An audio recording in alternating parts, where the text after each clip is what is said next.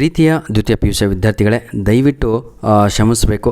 Exam ಟೈಮಲ್ಲಂತೂ ಯಾವ ವೀಡಿಯೋಸ್ಗಳು upload ಮಾಡಲಿಕ್ಕಾಗಲ್ಲ. ಅದಕ್ಕಿಂತ ಮುಂಚಿತವಾಗಿ ಅಪ್ಲೋಡ್ ಮಾಡಿದ್ರೇ ತಾವುಗಳು ಪ್ರಿಪ್ರೇಷನನ್ನು ಮಾಡಿಕೊಳ್ಳಬಹುದಾಗಿದೆ. ಯಾವ ನಾನು ಟಾಪಿಕ್ಗಳ ಮೇಲೆ, ಯಾವ ಪಾಠಗಳ ಮೇಲೆ, ಪದ್ಯಗಳ ಮೇಲೆ ಕರೆಕ್ಟಾಗಿ ಆನ್ಸರನ್ನು ಅಪ್ಲೋಡ್ ಮಾಡಿಕೊಡ್ತಾಯಿದ್ದೀನೋ ಅದು ನಿಮ್ಮ ಆ್ಯನ್ಯುವಲ್ ಎಕ್ಸಾಮಿಗೆ ಫಿಕ್ಸ್ ಆಗಿರುತ್ತೆ. ಇನ್ನೊಂದು ಮಾತನ್ನು ನಿಮ್ಗೆ ಹೇಳಬೇಕು, ದಯವಿಟ್ಟು ಪ್ರತಿಯೊಂದು ವಿಡಿಯೋನು ಕೂಡ ನೀಟಾಗಿ ಆನ್ಸರನ್ನು ಬರ್ಕೊಂಡು 15 ಲೈನ್ ಇರುತ್ತೆ ಸರ್, ಜಾಸ್ತಿ ಅಂದರೆ 6 ರಿಂದ 7 ನಿಮಿಷದ ಒಂದು ವಿಡಿಯೋ ಇರುತ್ತೆ. ಬರ್ಕೊಂಡ್ರೆ ನಿಜವಾಗಿಯೂ ಔಟ್ ಆಫ್ ಅಂಕಗಳನ್ನು ತಾವುಗಳು ಇಂಗ್ಲೀಷಲ್ಲಿ ತೆಗಿತೀರಾ.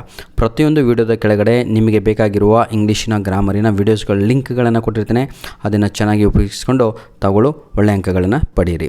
ಬನ್ನಿ ಸರ್, ಹಾಗಿದ್ರೆ ನನ್ನ ವೇಟೇಜು ಈ ಒಂದು ಪೋಯಮಿಗೆ ಎಷ್ಟು ಕೊಡ್ತೀನಿ? ಯಾವ ಪೋಯಮ್ ಹೇಳಿದ್ದು? When you are old. ಯಾರು ಬರೆದಿದ್ದು? Written by WB Yeats. ಆಯಿತಾ? ಹಾಗಿದ್ರೆ ನನ್ನ ಪ್ರಕಾರ ಇದು 50-50 ಅಂತ ಕೊಡ್ತೇನೆ ನಾನು. ಯಾಕಂದರೆ ಅಷ್ಟು ಇಂಪಾರ್ಟೆಂಟ್ ಅಲ್ಲ ಅನಿಸುತ್ತೆ. ಆದರೂ ಕೂಡ ಹೇಳಲಿಕ್ಕಾಗಲ್ಲ. ಕೆಲವೊಮ್ಮೆ ಕ್ವಶನ್ ಪೇಪರಲ್ಲಿ ಯಾರೋ ಒಬ್ಬರು ರೆಡಿ ಮಾಡಿದಾಗ ಪೋಯಮ್ ಅಂತೂ ಗಿಚ್ಚಿ ಅಂತ ಹೇಳ್ತಿರಲ್ವ, ಆ ರೀತಿಯಾಗಿದೆ. ಹಾಗಾಗಿ ಈ ಪೋಯಮ್ ಕೊಡುವ ಸಾಧ್ಯತೆ ಕೂಡ ಇರುತ್ತೆ. ಹಾಗಾಗಿ ನನ್ನ ಒಂದು ಪರ್ಸೆಂಟೇಜ್ ಈ ಒಂದು ಪೋಯಮಿಗೆ 50-50. ಆಯಿತಾ? ಬಂದರೂ ಬರ್ಬೋದು, ಇಲ್ಲ ಅಂದರೂ ಇಲ್ಲ. ಆದರೆ ಇದು 1 ಮಾರ್ಕಲ್ಲಂತೂ ಫಿಕ್ಸು. ಅದು ನಿಮಗೆ ಏನು ಕೊಡ್ತಾನೆ ಅಂತ ತೋರಿಸ್ತಾ ಹೋಗ್ತಾನೆ. ಬನ್ನಿ. ವೆನ್ ಯು ಆರ್ ಓಲ್ಡ್ ಅನ್ನುವಂಥದ್ದು ಭಾಳ easy sir. Is a beautiful poem written by WB Yeats. Beautiful ಬರಲ್ವಾ? ಲವ್ ಪೋಯಮ್ ಅಂತ ಬರೀರಿ, ಅದು ಸರಿನೇ. The theme of the poem. ಹಾಗಿದ್ರೆ ಈ ಪೋಯಮಲ್ಲಿ ಏನಿದೆ ಅಂತ ನೋಡೋಣ. The theme of the poem is love ಬಗ್ಗೆ ಇದೆ. Here the speaker is trying to explain his beloved ಅಂದರೆ ತನ್ನ ಪ್ರಿಯತಮೆಗೆ, ಆಯಿತಾ, ಎದರ ಬಗ್ಗೆ ಹೇಳ್ತಾನೆ? ಪ್ರೀತಿಯ ಬಗ್ಗೆ ಹೇಳ್ತಾನೆ. He is addressing A Young lady. ಯಾವ ಸಮಯದಲ್ಲಿ ಅಂತ ಹೇಳಿದರೆ ಅವಳು ಇನ್ನೂ ಏನಂತೀರ ಸರ್, ಮುಪ್ಪಿನ ಅವಸ್ಥೆಗೆ ಹೋಗಿರಲ್ಲ, ಸುಂದರವಾಗಿ ಹೆಂಗಾಗಿರ್ತಾಳೆ, young women whom he loved a lot. ಅವಳು ಒಂದು ಐರಿಷ್ ಆ್ಯಕ್ಟ್ರೆಸ್ ಆಗಿರ್ತಾಳೆ. ಆಯಿತಾ? ಅವಳನ್ನು ಪ್ರೀತಿ ಮಾಡುವಂಥ ಬಹಳ ಸಲ ಲೆಟ್ರನ್ನು ಬರೀತಾನೆ, ಎಲ್ಲ ರಿಜೆಕ್ಟ್ ಆಗಿರುತ್ತೆ. ಆದರೂ ಕೂಡ ನೋಡಿ ಒಂದು ಪದ್ಯವನ್ನು ಬರೀತಾನೆ. You rejected my love, then you should read this poem when she becomes old and grey. ನೀನು ಅಜ್ಜಿಯಾದಾಗ, ನೀನು ಮುದುಕಿಯಾದಾಗ ನನ್ನ ಈ ಪದ್ಯವನ್ನು ಕೈಗೆತ್ತಿಕೋ, ಓದು. The speaker wants her to take the book and read it slowly. ಯಾವ ರೀತಿಯಾಗಿ ಓದಬೇಕು ಅಂತ ಭಾಳ ಸಲ ಎಕ್ಸಾಮಲ್ಲಿ ಕೇಳಿದ್ದಾನೆ. What was the advice given by the poet to his beloved ಅಂದರೆ to read his poem very slowly ಅಂತ. ಬೈ ದಿ ಫೈರ್, ಬೆಂಕಿಯ ಬದಿಯಲ್ಲಿ ಕೂತ್ಕೊಂಡು ಅಂತ. And dream of the soft look that she had once ಅಂತ. Dream of the soft look ಅಂದರೆ ಅವಳ ಹಿಂದಿನ ಕಥೆಗಳನ್ನು ಸ್ವಲ್ಪ ನೆನೆಸಿಕೋ ಅಂತ. ಹಾಗಿದ್ರೆ ಒಂದು ಸ್ಟ್ಯಾನ್ಸಾ ಬರೆದ್ವಿ, ಇರದೇ 3 ಸ್ಟ್ಯಾನ್ಸಾ ಅಂದರೆ ಅರ್ಥ ಆಗೋದಲ್ವ? ಆಯಿತಾ? ಹಾಗಿದ್ರೆ ಈ ಒಂದು ಮುಗಿಸಿದ್ವಿ. ಇನ್ನೊಂದರಲ್ಲಿ ಏನಿದೆ ಅಂದರೆ it speaks about true love and false love. ನೋಡಿ, here many men who loved her but they loved only her moments of glad grace. Whether they love for her was true or false. ನೋಡಿ ಎಂಥ ಮಾತನ್ನು ಹೇಳ್ತಾನೆ. Whether they loved, okay, because of her physical beauty or because of her true love, I don't know, but the speaker is trying to convince her that the others loved only because of physical beauty, but he loved her pilgrim soul. Pilgrim soul ಅಂದರೆ ನಿಜವಾದ ಪ್ರೀತಿ ಅಂತ, quest for true love ಅಂತ. And sorrows of her changing face ಅಂತ. Sorrows of her changing face ಅಂದರೆ ವಯಸ್ಸಾಗ್ತಾ ಇದ್ದ ಹಾಗೆ ಮುಖದ ಮೇಲಿರುವ ಚರ್ಮಗಳು ಏನಂತೀರ ಸರ್, ಶಂಕನಾಗಲಿಕ್ಕೆ ಸ್ಟಾರ್ಟ್ ಆಗುತ್ತೆ.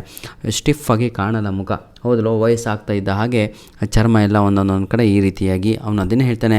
After by changing face the speaker means that he loved both the sorrows joys and he makes it clear that his love is not a temporary one ಅಂತ. ಇಲ್ಲಿ ಪರ್ಮನೆಂಟ್ ಲವ್ ಹಾಗೂ temporary love ಬಗ್ಗೆನೂ ಕೂಡ second ಸ್ಟ್ಯಾನ್ಸದಲ್ಲಿ true love false love ಬಗ್ಗೆ ಮಾತಾಡ್ತಾ ಎರಡೂ ಕೂಡ ಹೇಳ್ತಾನೆ. My love was not a temporary, it was a permanent love ಅಂತ. Others love because of your beauty ಅಂತ. ಹಾಗಾಗಿ ಮತ್ತೆ ಥರ್ಡ್ ಸ್ಟ್ಯಾನ್ಸದಲ್ಲಿ ಮತ್ತೆ ಪುನಃ ತಿರುಗಿ ಫಸ್ಟ್ ಸ್ಟ್ಯಾನ್ಸಕ್ಕೆ ಒಂದು ಡೈಲಾಗನ್ನು ಹೊಡಿತಾನೆ. The poem returns to the time frame of our old age. ಒಂದು ಮಾತನ್ನು ಹೇಳ್ತಾನೆ.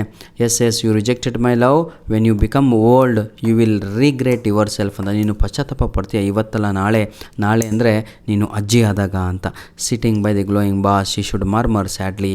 ನಾನು ಇಲ್ಲದಾಗ ನೀನೇನಾಗ್ತೀಯ ಅಂದರೆ ನನ್ನನ್ನು ನೆನೆಸ್ಕೊಂಡು ಕೊರಗ್ತೀಯ. Murmur sadly about how love fled and went on the mountains, top of the mountains ಅಂತ.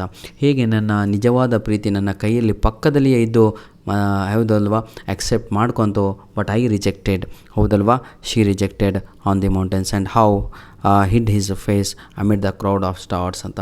ಆ ನಕ್ಷತ್ರದ ಮಧ್ಯದಲ್ಲಿ ಯಾವ ರೀತಿಯಾಗಿ ನನ್ನ ಪ್ರೀತಿ ಹೌದಲ್ಲ ಮರೆಮಾಚಿದೆ ಅಂದ್ಬಿಟ್ಟು she should regret because of our mistakes ಅಂತ ಹೇಳಿಬಿಟ್ಟು ನಮ್ಮ WB ಯೆಟ್ಸ್ ಅವರು ಒಂದು ಪದ್ಯವನ್ನು ಬರೆದಿದ್ದಾರೆ.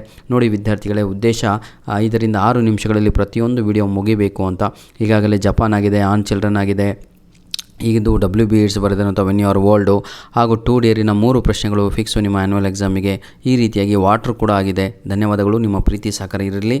ನೋಡಿ, ಆದಷ್ಟು ಸರಳವಾಗಿ ಯಾರು ಫೇಲ್ ಆಗ್ತೀನಿ ಅಂತಿರೋ ಬರೆದ್ಬಿಟ್ಟು 3 ದಿನ ಬರೆದ್ರೆ ಸಾಕು ಸರ್, ಪ್ರಾಕ್ಟೀಸ್ ಆಗಿಬಿಡುತ್ತೆ. 10 ನಿಮಿಷದಲ್ಲಿ ಈ ಆನ್ಸರ್ ಬರೆದಾಗತ್ತೆ. ಪ್ರಾಕ್ಟೀಸ್ ಮಾಡಬೇಕು. Practice makes man perfect. ಹಾಗಾಗಿ ಬರೀ ನೋಡೋದ್ರಿಂದ ಕೇಳಿದ್ರಿಂದ ಉಪಯೋಗವಿಲ್ಲ. ದಯವಿಟ್ಟು ಒಮ್ಮೆ ಬರೆದ್ರೆ ನಿಮಗೆ ಅನಿಸುತ್ತೆ ಎಷ್ಟು ಈಸಿ ಇದೆಲ್ಲ ಆನ್ಸರು ಕೊಟ್ಟಿರೋದು ನಾನು ಅಂತ. ಆಯಿತಾ? ಧನ್ಯವಾದಗಳು.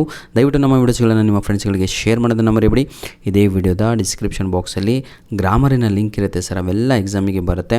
ಹಾಗೂ ನಾನು 28 ಡಿಸ್ಟಿಕ್ಕಿನ question paper with key answer upload ಮಾಡಿದ್ದೇನೆ. ದಯವಿಟ್ಟು ಆ ಎಲ್ಲ question paper with key answer ತಗೊಳ್ಳಿ. ಒಮ್ಮೆ 20 ನಿಮಿಷದಿದೆ. ಆಯಿತಾ? ದಿನ ನಿಮಗೆ ಟೈಮ್ ಪಾಸ್ ಮಾಡುವ ಸಮಯದಲ್ಲಿ ಅದನ್ನು ಪ್ಲೇ ಮಾಡಿ ಸುಮ್ಮನೆ ಮಲಗಿ ನೀವು ಪ್ರತಿಯೊಂದು ಆನ್ಸರು ಮೈಂಡಲ್ಲಿ ಫೀಡ್ ಆಗಿಬಿಡುತ್ತೆ. ಧನ್ಯವಾದಗಳು.